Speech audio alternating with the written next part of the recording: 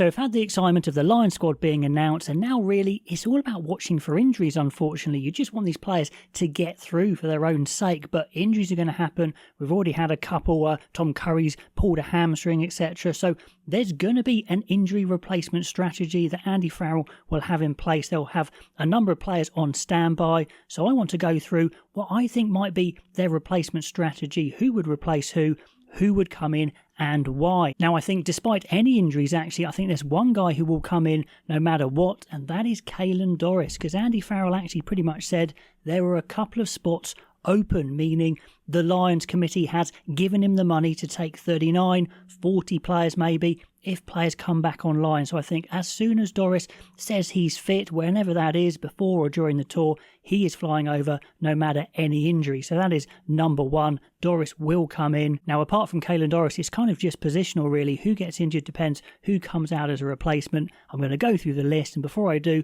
if you're a student out there or you know someone who wants some journalism experience in sports journalism, then Sports News Blitz are doing their internships and placements again. It's not an advert this, I was just doing it as a favour because two of our guys got placements in the Six Nations to start their career through them, and they were just saying do give a shout out again. So get in contact through their website, their contact list, if you want a placement with them.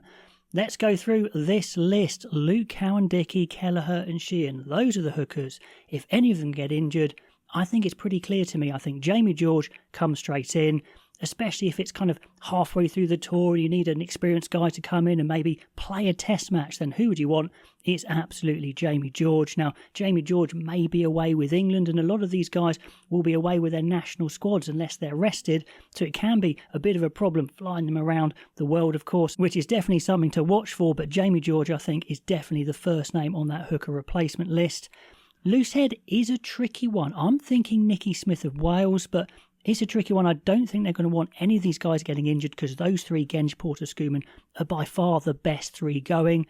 Then the tight heads. We had Furlong taking a close call, I think, over Finlay Bealham, which seems obvious to me that Bealham would absolutely be the first call.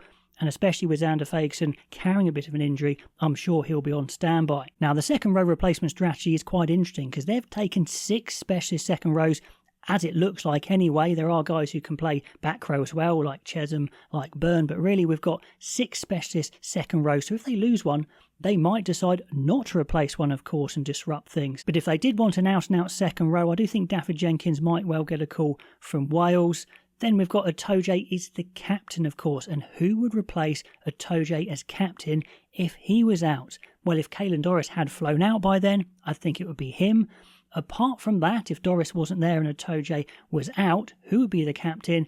Tricky, because there aren't many candidates, to be honest. Who's got experience of being a national captain? Well, maybe Finn Russell a little bit, but I don't think you really want Finn Russell as your captain. I think it's probably Tyg Byrne. He looks like the old head, someone who could really take control of that squad and command respect. So I would say Tyg Byrne is the emergency captain if Doris isn't out there, but let me know if you think there's some other good candidates. Then the back row replacement strategy. This is very tricky. If Tom Curry doesn't make it, which is very possible to be honest, he's had a lot of injuries, just picked up a hamstring injury, who would go?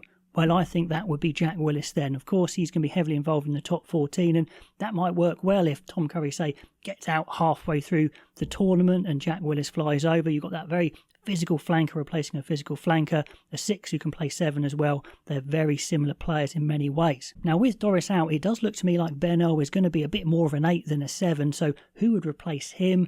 I think it would be a fellow Englishman, Tom Willis. Very energetic, big ball carrier, Tom Willis. They're slightly different players. You could go Faletau as well, so that's going to be interesting.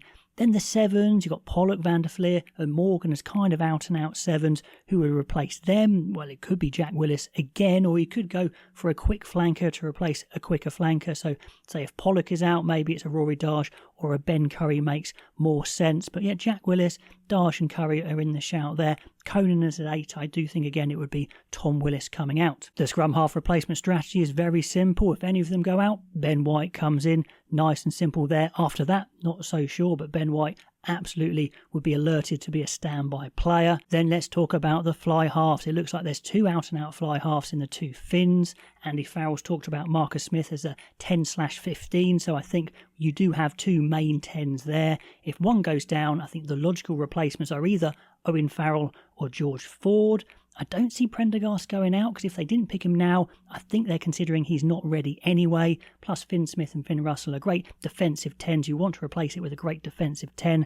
So I think that kind of leads to Owen Farrell coming out as long as he's over his minor knock. George Ford is still playing fantastically well, although a different sort of player, not as physical, of course. On an aside, England won't want to lose him for their summer tour, that's for sure, having 2 of their 10s out already. But I think Owen Farrell would be the guy coming out, and I think he'd cop less flack, actually, Andy Farrell, if his son came out as a replacement anyway. So that's just an interesting aside. Now, Marcus Smith was always going to be a controversial pick. Some people thinking he deserves to be in, some don't, but he's in there for his versatility, his speed, and if you want a player to replace that, then it does look like it's either Tom Jordan or Jack Crowley. And I think if you want a guy who can play 10, step in at 10, it's probably a bit more Jack Crowley, although Tom Jordan would be fine as well. So I think Jack Crowley's going to be on a bit of a standby list, but also Tom Jordan's going to be on standby as well, especially if Daly is out. But I do think Tom Jordan's on standby as well, and if Daly's out, I think he would replace him. So Crowley and Jordan, I think, are going to be on standby for versatility.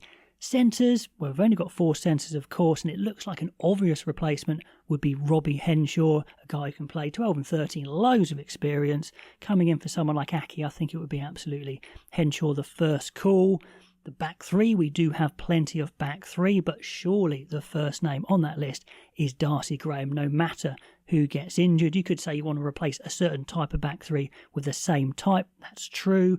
Left field shout could be Emmanuel Fewabusu. He's just coming back from injury right now. If he gets a game or 2 in before the end of the season, or he gets himself fit, he could be something they consider, but surely he wouldn't leapfrog Darcy Graham. So that is my list of replacements, the guys that should be on standby to come straight out. We'll probably see a couple before the tour actually starts. We might even see a couple in that Argentina game if players aren't available or fully rested anyway. So do let me know your replacement strategy down below. Throughout the Lion series, we've got continuing the testosterone test by Manual, 45% off for a home test, so incredibly cheap to get yourself tested these days, with RugbyAnalyst 45 from Manual. Links in the description. That's going to be ongoing.